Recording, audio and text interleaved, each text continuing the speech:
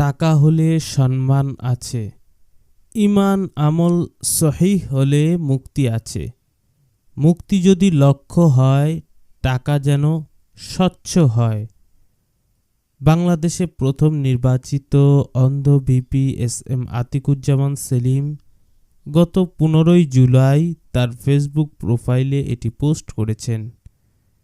8 June অন্ধ VP SM. Atikuzzaman Selim তার Facebook প্রোফাইলে আরও পোস্ট করেছিলেন, আমার ব্যর্থতা এবং অসহায়ত্ব আমাকে একা করেছে।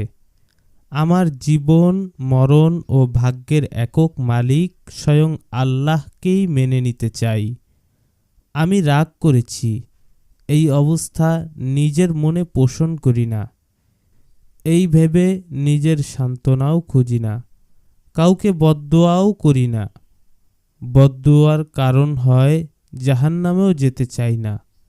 যতটুকু হায়াত এই দুনিয়াতে আল্লাহ রেখেছে, ততটুকুর মধ্যেই মহান আল্লাহর দরবারে ক্ষমা পাবার উসিলা হতে চাই।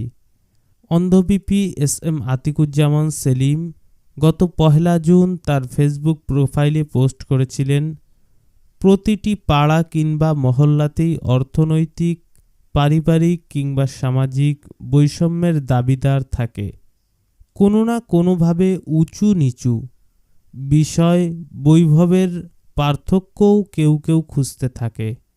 শুধুমাত্র এই স্থানটুকুতেই কারো কোনো বৈষম্যের কোনো দাবিদার নেই, ভেদাভেদ করারও কেউ নেই।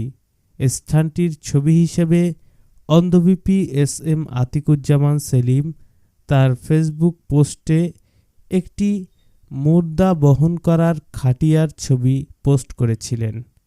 তিনি এই পোস্টটি দেখিয়ে বোঝাতে চেয়েছেন, এই খাটে ওঠার জন্য কোনো বৈষম্যের প্রয়োজন হয় না।